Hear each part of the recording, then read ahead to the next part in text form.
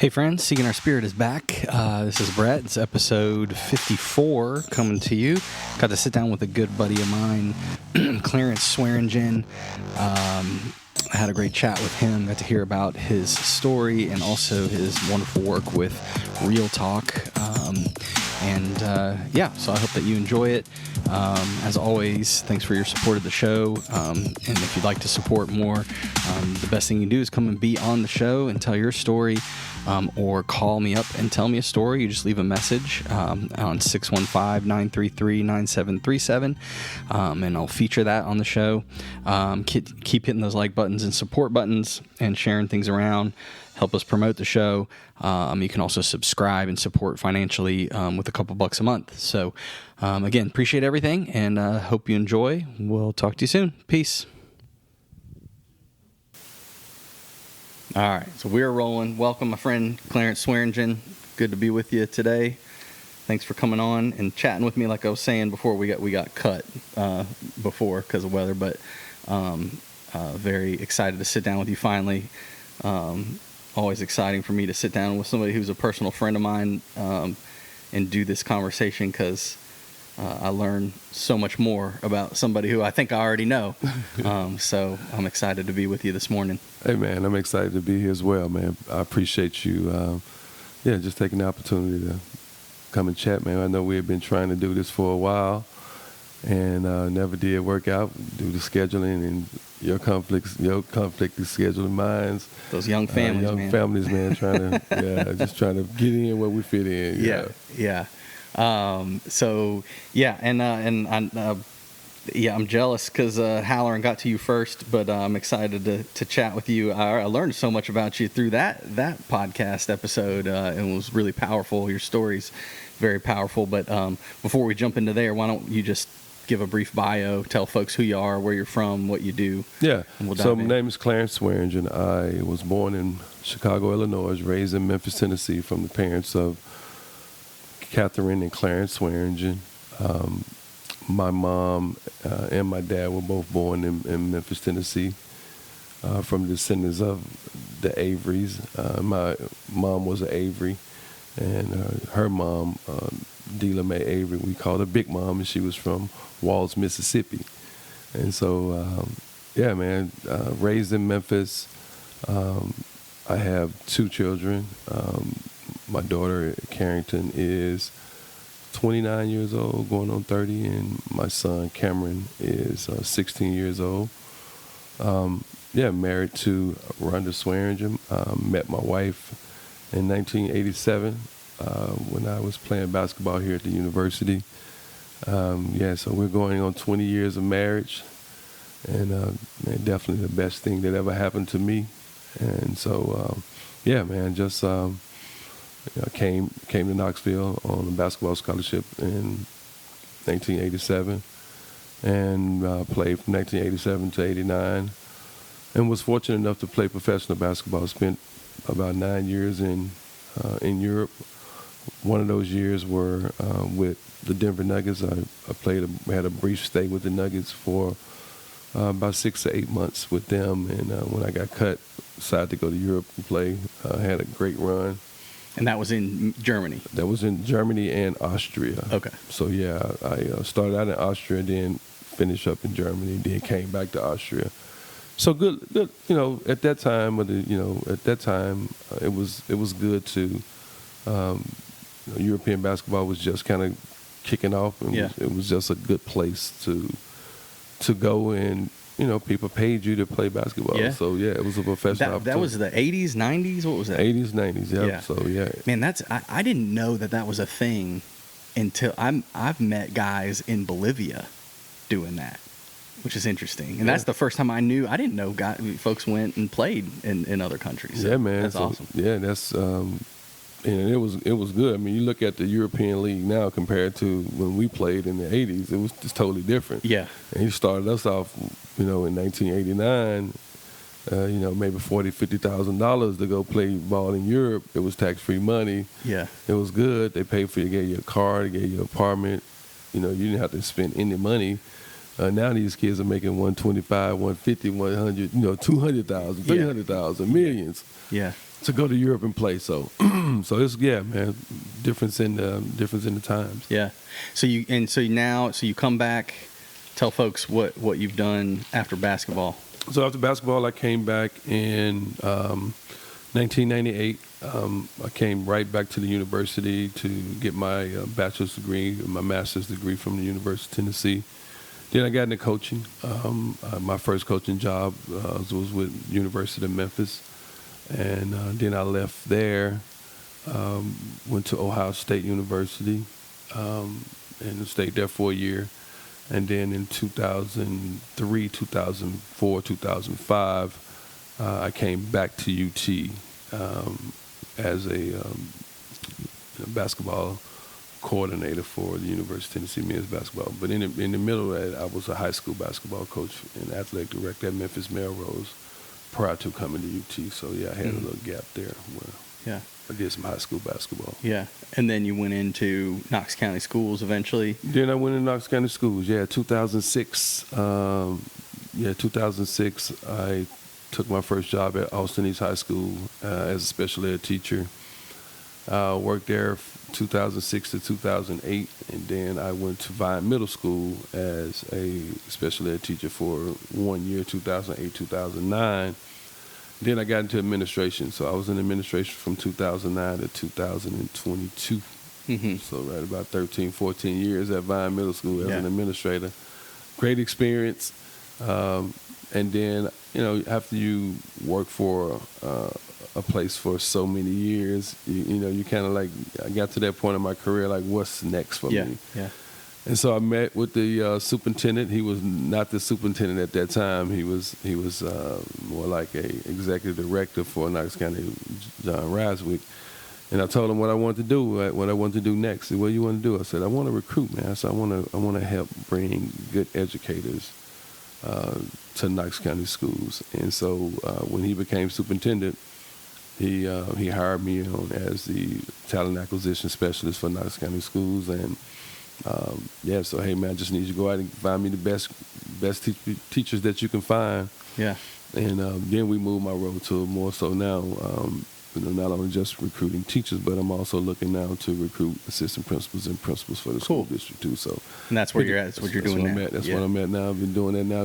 This is going on my third year in this role, and I really love it, man, because I'm a people person. So I like to get out, meet good teachers, meet deans of the universities, and help them select or help them go through the process of selecting the best fit for our school district. Yeah, that's awesome. Important too, man. That's an important job for sure. Bringing good folk here. Man, what a career! Like we could do a whole podcast just on that whole story right there, man. But anyway, so as we were talking about before, and as folks who listen know, so this is really my personal passion project into exploring what spirituality means for people, and I find that the best way I can get into that is just hearing people speak about, whatever they define God as, whatever they define spirituality as, what that has meant in their life. So for Clarence, when you think of spirituality, where does that enter into your life? Was it in the way you were raised? Was it through church relationship? Yeah, just when you think of spirituality in Clarence's life, where did that even start? Well, man, it started from, your parents and your grandparents. My grandmother, we call her Big Mom, she was like the spiritual guide for us, being, because she went through slavery. She went through, This was your grandmother? Mm-hmm. Yeah, she was born in 1902. So she got a chance to see like a lot of stuff. And, and my race as a black man started with our spirituality. It started with spiritual songs, Right. Started with trusting in God, and leaning on God, and right. And so we still call music spirituals, man, right? That was the source of. It was music too, music, poems. It was right. it was songs, Right.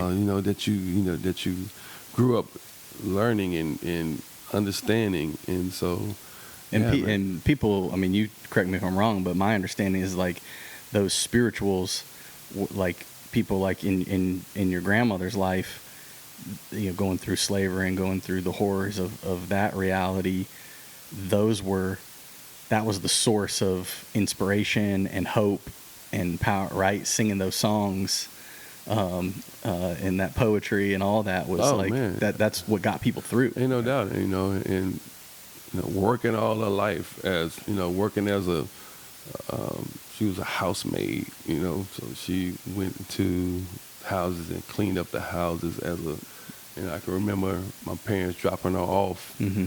She was 70, 80 years old, still working. Yeah. Still trying to make ends meet. Yeah. But yeah, man. So, and I think also it started in church too. So I mean, we were raised in the church as a family. We went to church with Grandma, Big Mama. We went to, with the Bible study. Yeah. We did pretty much everything you can think of to. So spirituality for you was just ingrained. It was there. Oh yeah. From birth. From birth, man. Yeah. From birth. What can you think about some things like Big Mama or your parents, like I don't know, just memories? I mean, like what was it? Was it prayer all the time over meals? Like what did that look like for you? Yeah. What did spirituality look like in your family? So yeah, man, definitely prayer was the key. Like we prayed. We always had a slogan: "The family that prays together stays together." And so, prayer was the cornerstone for everything that we did and who we were. Mm-hmm. We had like spiritual leaders in our family too. On my dad's side, his dad was a pastor. Mm-hmm. His dad was a pastor, and we had a really strong faith-based community Mm-hmm. within our family. And so on Big Mama's side was the partying side. They just like to have a good time, but Yeah. of course we kept God first in all that we did. But on my dad's side, it was more religious. So so we used to, as kids, when we had to go over there on my dad's side, we were like, oh my God, we gonna pray for all the food. We gonna be in Bible study, and We're gonna pray all day. and they were like music guys, so they believed in playing music. We used to sing songs, and then you go Big Mama house, it's different. Big Mama house, we dancing, and the people coming over to the house, and she's like, we're gonna give y'all $2 for the best dancer. So we had it was totally different, man. But yeah, it was some fun stuff going on, man. Yeah, so yeah. Well, so for you personally, I mean, so do you just feel like your sense of God or higher power was just always there because you were just raised in it? Ain't no doubt about it, man. Yeah. And even today, I just have this discerning spirit about, my walk. Mm-hmm. And I can feel it. I know that God exists. I trust, believe, I have faith. And I try to instill those same principles into my family. Mm-hmm. My son, my daughter, my wife, because it was instilled in me. It was just from birth. Mm-hmm. God is in control of everything that we do in life, and this is what we believe in. This is what we trust in. Mm-hmm. And so, yeah, man, as a kid growing up, man, I always knew that, my life, it wasn't about me being in control. It was about God being in control of all the things that we were given. Mm-hmm. What so you grow up in this family that's sort of surrounded by, as you've described, right? Surrounded by different little bit different flavor of spirituality on both sides. So for you personally, as you grow, and I mean, this is sort of more of a intimate, like inner question, right? But like, what did that look like for you growing up as a child? Did you ever, I don't know, I guess I'm digging at how was that relationship shaped and what did that look like for Clarence? Like, Was it just practices of daily prayer? I mean, how do you? So I know this is so annoying probably for people who listen to this podcast because I say it over and over again. I don't have better words for this, but as I hear people's stories, I start to see what I call languages. I don't have a better word for it, but I feel like God speaks to everyone. Well, I'll just say that. I feel like, and I believe, God speaks to everyone all the time. Mm-hmm. Whether we're listening or not is a different story. But the way God speaks to us can be a little bit different, if that makes sense, right? So, like, just as examples, when I talk to people, some people will talk about, and this is true for me, my sense of when God speaks to me, it's like in my gut. Some people, I know a lot of people don't even literally believe this, but some people hear audibly. They hear God in answers to prayer or just in life. Some people experience God through other people. Some people experience God being in nature, right? So so do you have a sense for you what that looks like? Yeah, it's I listen to my heart. Yeah. Yeah, I listen to my heart. Internal sense. It's an internal sense that, and sometimes circumstances that maybe maybe some things that you maybe experience in life, it helps you spiritually too. It helps you grow spiritually because, spirituality is one of those real strange. It's really strange. It's a big, broad word, it's man. It's a big, broad word. That's why I'm doing this. It's like, what does that mean? Yeah, and it's sometimes it can be difficult. It can be a lot of unclarity, when it comes to like what is this? What does this mean? Like, what, how is this affecting me? How do I continue to grow and understand more about what this really means? So what I hear you saying a little bit too is like, so you have a sense within you. Yeah, you have sort of like, as you said, in your heart.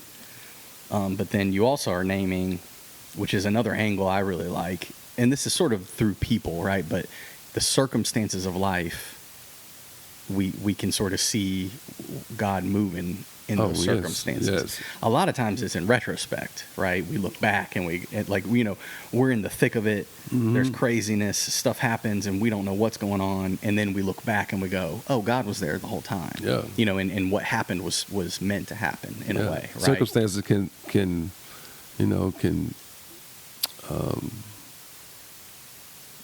kind of help you. It shapes you. Circumstances shapes you spiritually too. Yeah, that's the word I was looking for. It kind of shapes your spirituality. Yeah. So when you think about, let's just go through. So like, do you have anything in your childhood or middle school, high school time that you would name as significant sort of God moments or spiritual moments? Oh man, yeah, man. As a kid, like I can remember, not having all the things that I felt like I deserved. Like I had a cousin who, we were the same age, but he always had more than what I had. And so I used to pray like, why does he get all of the things that I don't get? It was just you struggled with that. It was just one of him, and it was three of us. And so his mom was doing well, dad was doing well, and now the tables are turned. Like he's struggling a little bit with his health and with some things in life, and I've overcame it, and now the shoe is on the other foot. But a lot of those things, gave me the drive to continue to do the things that I do. I mean, I rededicated my life to God, about 20 years ago.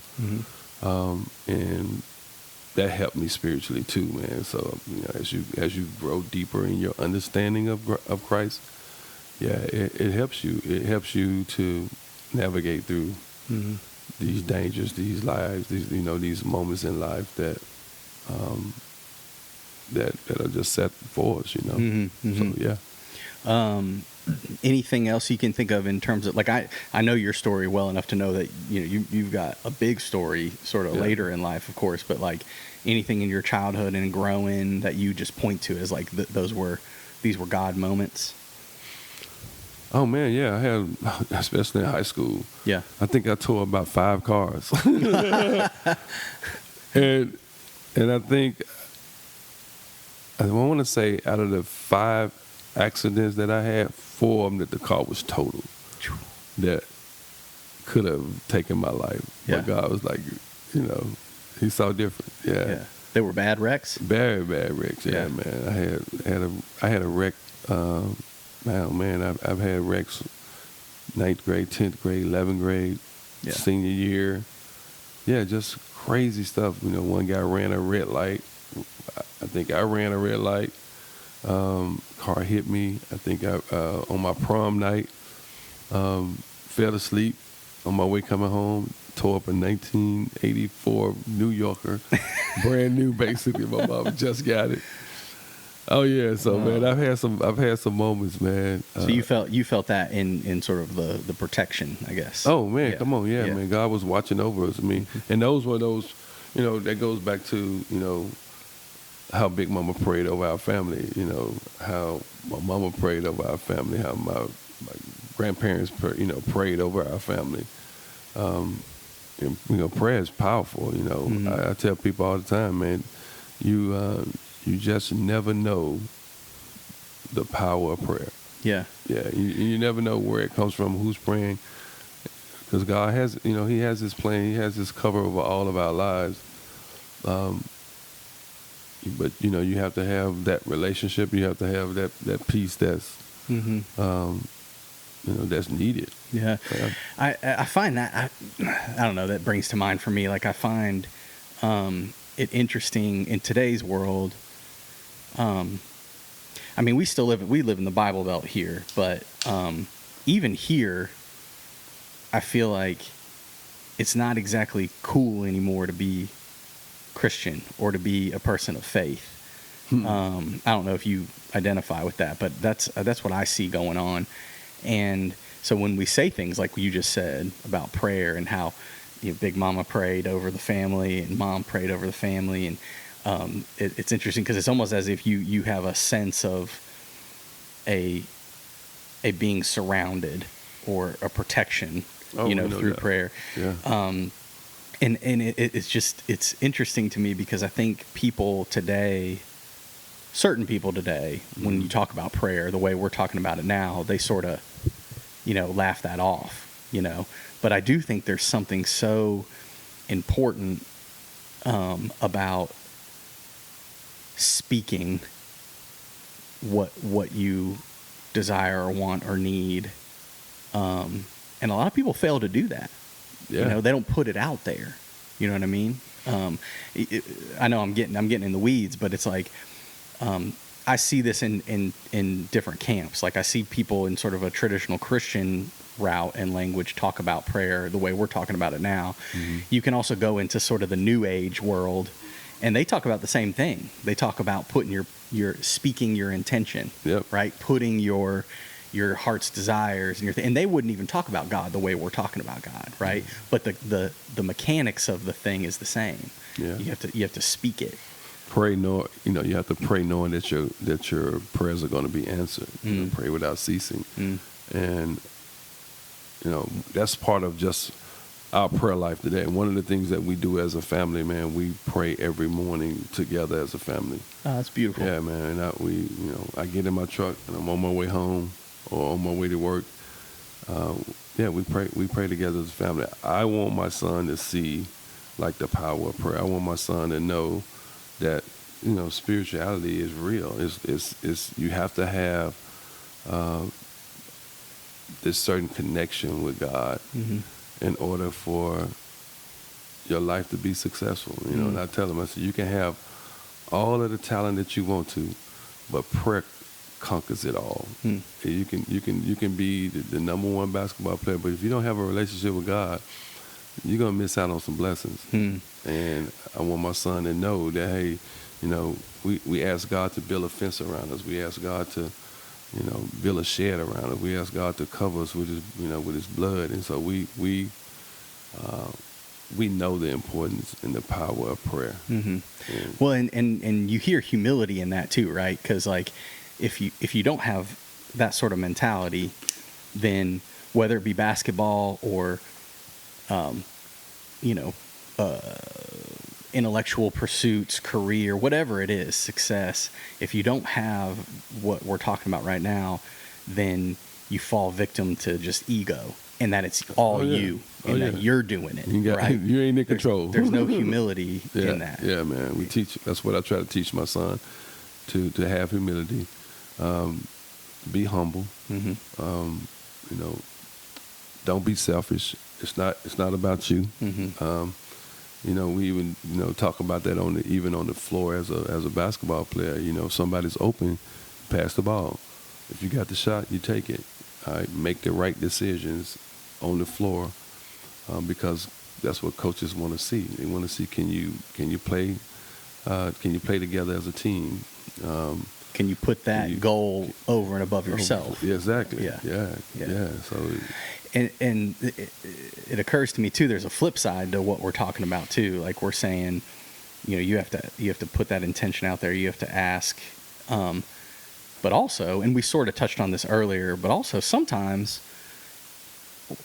what you desire and what you're asking for isn't what happens. Yeah, man. Right. Yeah. And then yet to still have faith and understand that that might be for a reason or a purpose, right? And be able to be humble enough to accept that, Yeah, absolutely. All right. Well, so keep carrying us through. So for you, for Clarence, what's that like? If you were drawing a spiritual timeline, right? Not the events of my life and what I did, but sort of where you see God operating in your life. Where would you go next?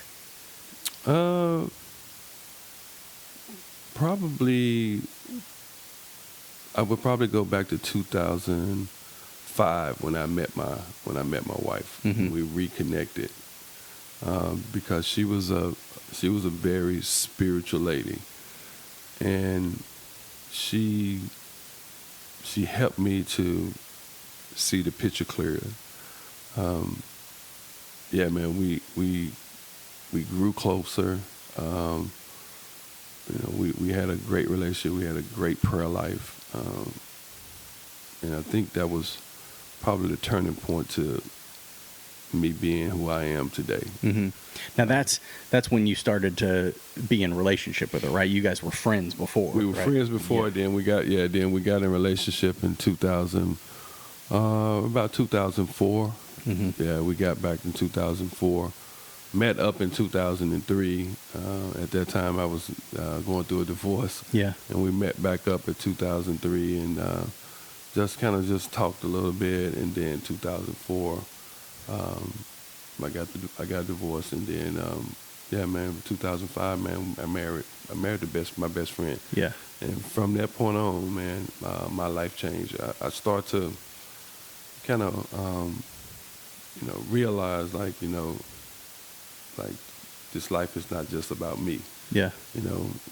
I can't do this journey alone. And so you have to have a good friend. You have to have someone who's gonna challenge you, who's gonna hold you accountable. And that was, right, before I went through a storm in my life. I went through some dark days there. And so she was really that piece that was missing, and that piece that could get me through it. Yeah. So yeah, man, she came in and man, we started out, she was working at this company called Tate & Lyle, and $70,000, and I was a substitute teacher, and man, we started out as, just, and it's crazy part about it, we were like, man, we were not making no money. Yeah. But God just sustained us, He just made ends meet, and now we look at where we are now.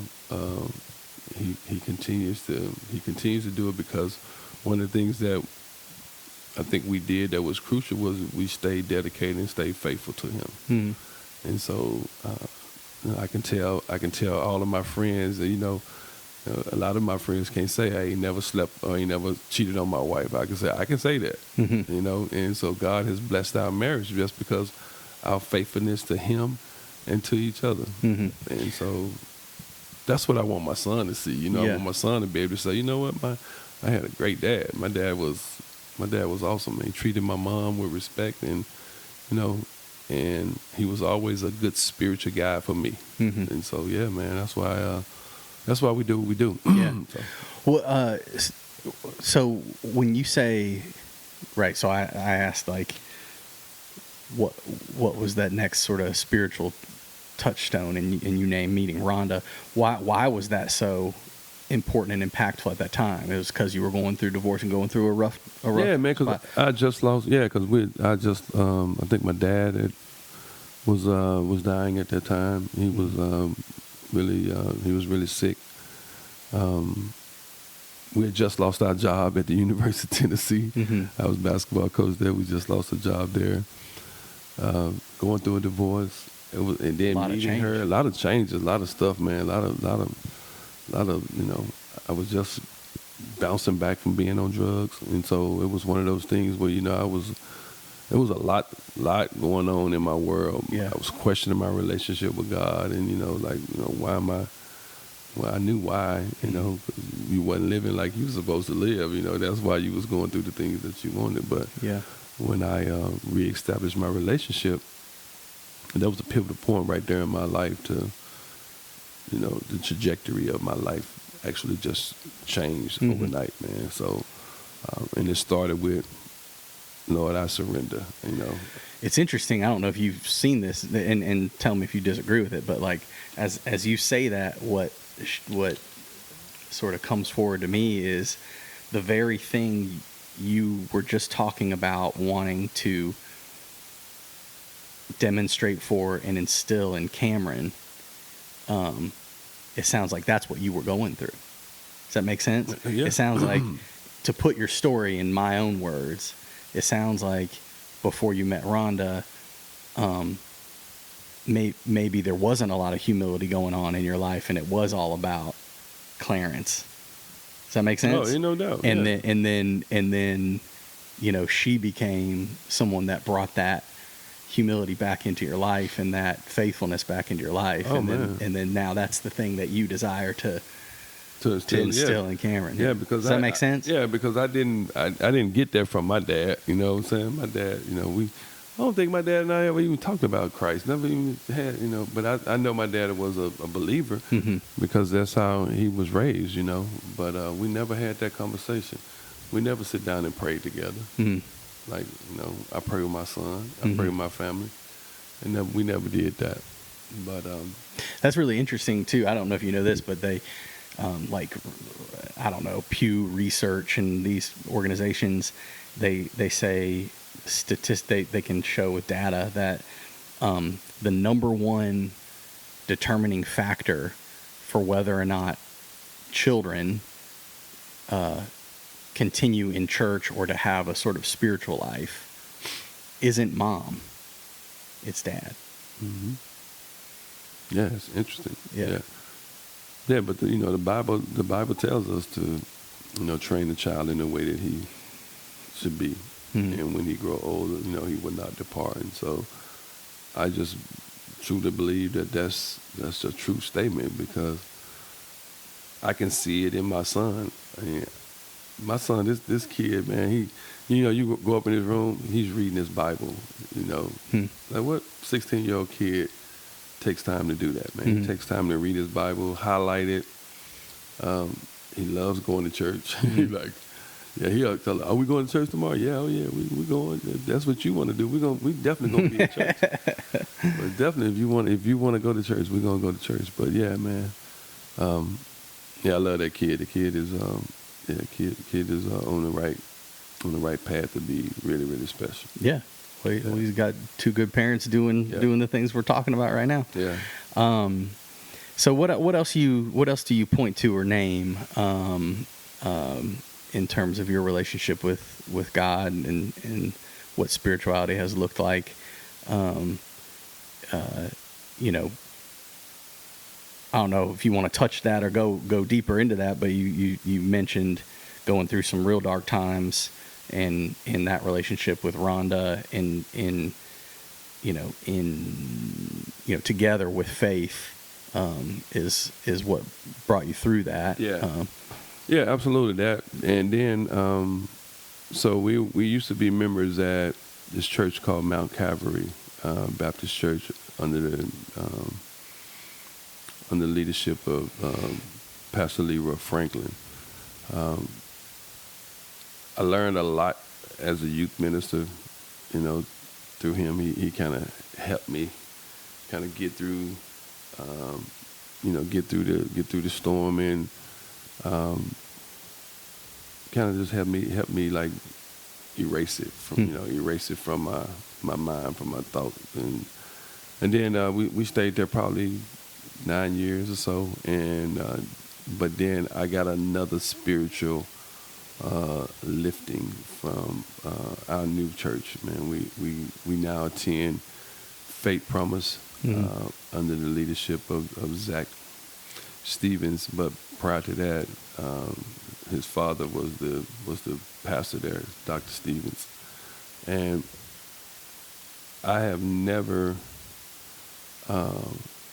grown spiritually as much as I have since I've been a member at Faith Promise. It's just something, it was always something different about that church. Right? And so I was excited. It was like my fire was rekindled.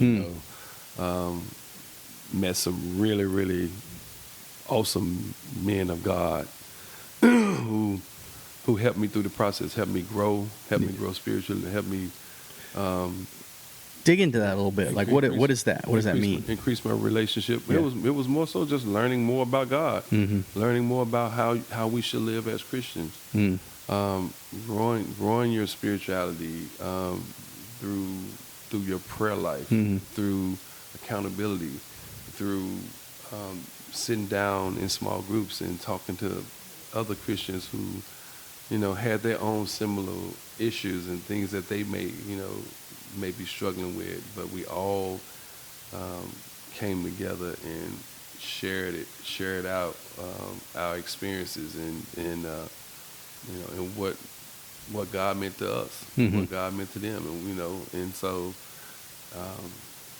yeah, man, that's been crucial for our marriage. It's been crucial because it was married couples who were along, same age, and we had some that was older. Yeah. So yeah, man, it was, and right now today, man, we still, when I go to church right now at Faith Promise, I'm still learning and I'm still growing. I'm still taking notes, and so still read my scriptures every morning. Yeah.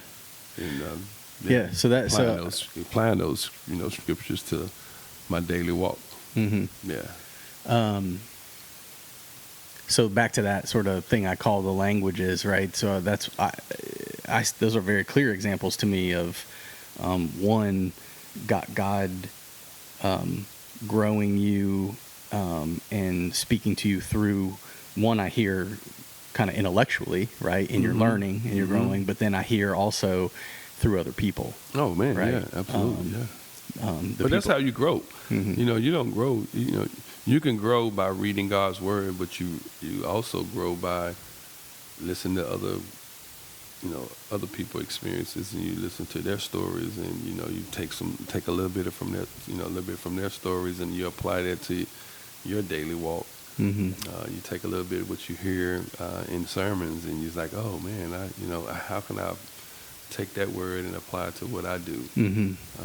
How can I take that song that's hitting me in my heart, and I'm like, oh my God, you hear the words of that song, and that words, it can bring so many other joys in your life, and kind of just helps you to, deal with deal with what life brings to us every day.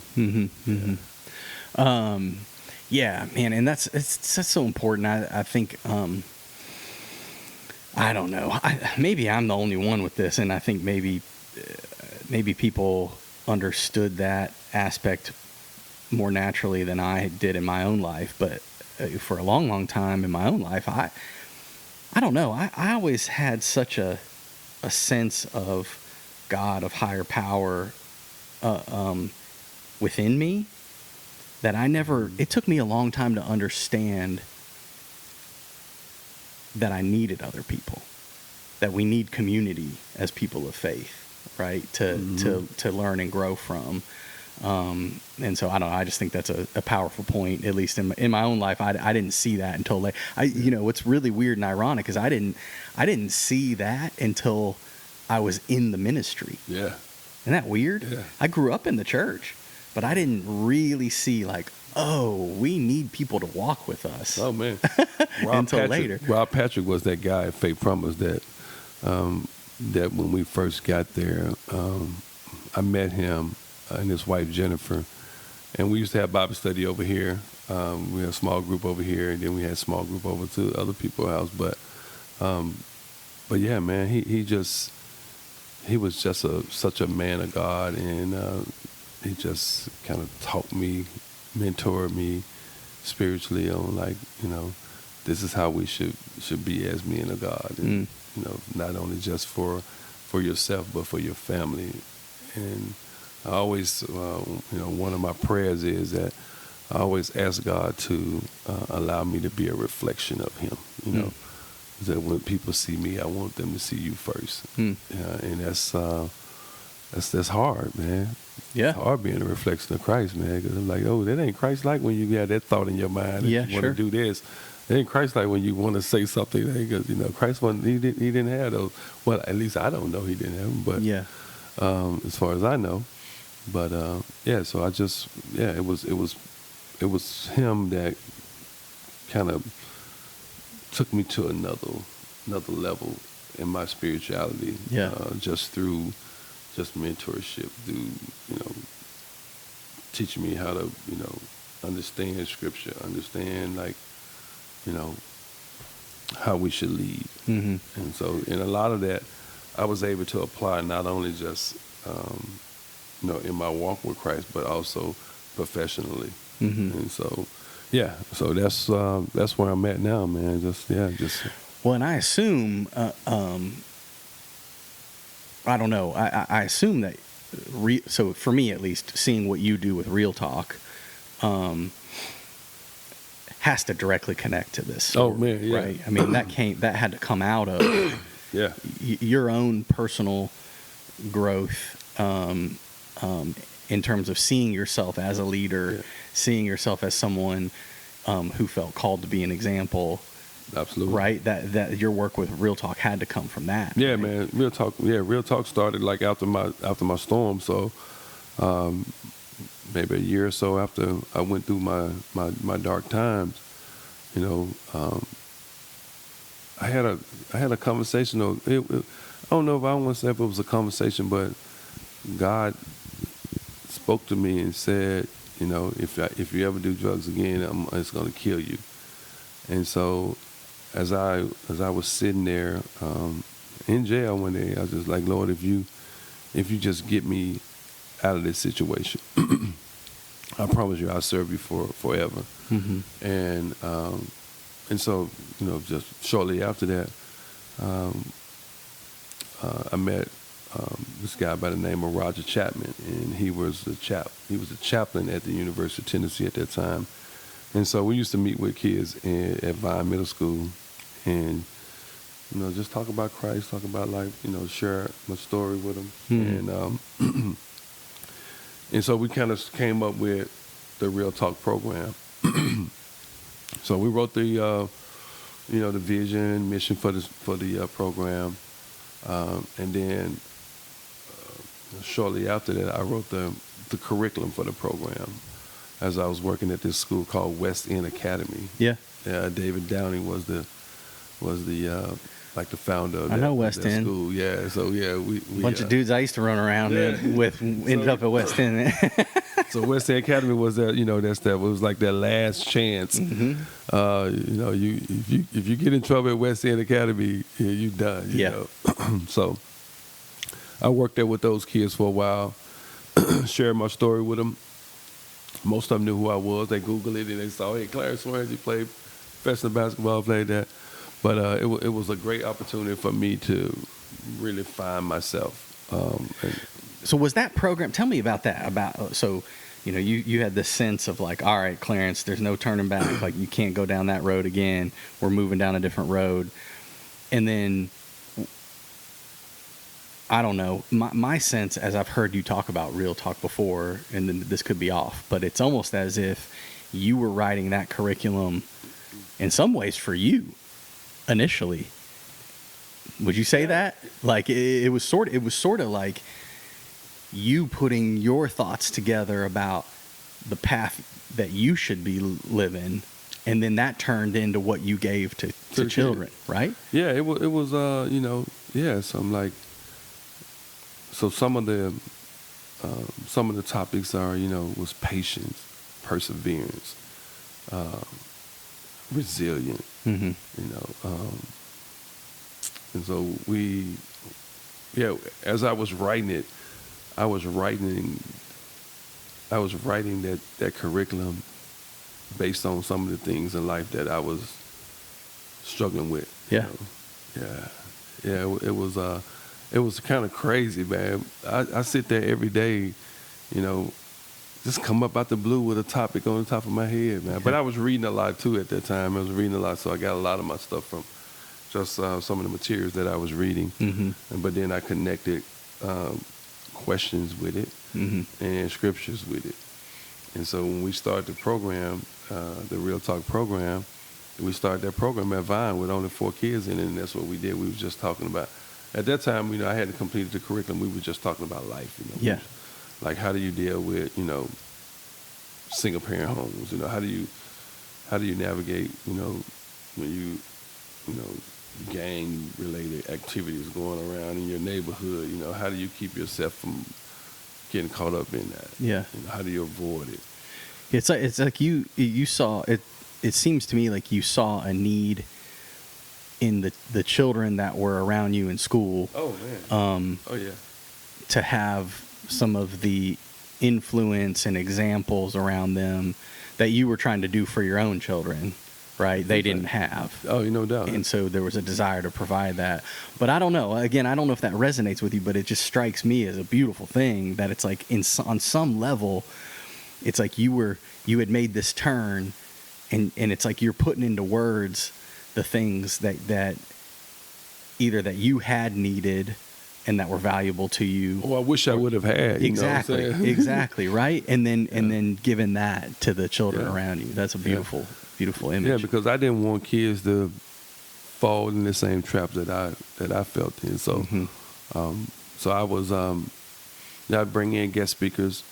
I bring in Conzo Martin. I bring in, football coaches. I bring in the mayors. I bring in governors. I brought in doctors, lawyers. I brought in former gang members, who's gang members in the past. I can remember one story of I brought in a hitman, and he was a hitman in Detroit City, and he went to kill the biggest drug dealer in the city, and he fell asleep in the car while waiting on him. And they knew it was him. They knew that it had to be somebody in that car because he said he had smoked so many cigarettes and he was throwing the butts out the car. So they knew he was waiting. That's how they found him, man. They shot him. Man, he can barely walk right now. He lived through it. And he came back to share their story with my kids. Wow. And so they heard great stories, and that's why today, our program moved from those 4 kids to now, 13 schools with over 400 kids, in the program. Yeah. And so, because we haven't said it specifically, I know a lot of people that listen to this show will know you already and know Real Talk, but why don't we just say, right? So Real Talk is a program that happens before school, right? Yes, so it happens 7:15 to 7:45. Started at Vine. To sort of give these values, faith-based values, I Absolutely. guess, right? Yeah. So our mission is to encourage, empower, and enrich young men, young women to be successful by keeping it real, realistic, and relational. Mm-hmm. And so, we do that. We take the kids on college tours. We get them to thinking early. When I first started the Real Talk program, I used to have it in high schools, and after several years, man, we got to thinking as a board, and it's like, man, are we actually catching the kids It's not early enough? Yeah. And so we started thinking, because I was like, man, these dudes are already talking about gangs. They're in high school. We even in middle school. Gang recruitment stuff starts in elementary school. So and I noticed that one day I was looking at some pictures, and I'm looking at the kids, and they're throwing gang signs on the picture, and these are 4th and 5th graders. I'm like, wait a minute. Yeah. We got to catch them right here. So I moved my program from high schools to all. I got 2 middle schools and the rest of elementary schools, but. Because I kept the 2 middle schools because I started at Vine and I wanted to keep Vine, and then I have a strong facilitator at Beard Middle School that he's just a man of God, and he was like, the program is such a success here, man. We can't take it away from here. Mm-hmm. So I decided to go ahead and keep it there. But man. So we take kids to Oak Ridge National Laboratory. We do fun stuff. We know that all kids aren't going to want to go to college, so we do have some work-based.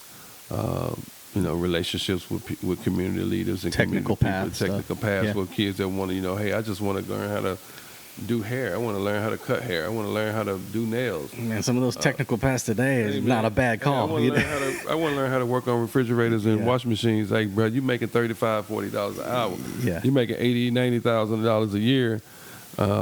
And so I tell kids all the time, college is great. I would love for all y'all to go to college, but I know that it's not going to happen. So here's some other things, and it's kind of like similar to what we're doing with Knox County schools too.